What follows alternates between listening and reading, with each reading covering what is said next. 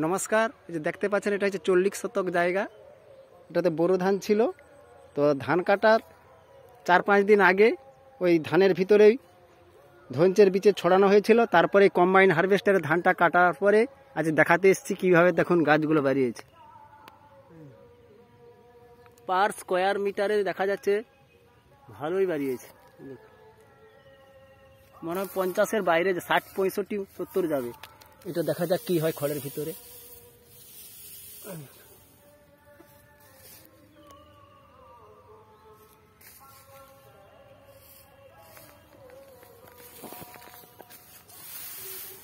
এই যে দেখুন প্রচুর বাড়িয়ে গেছে।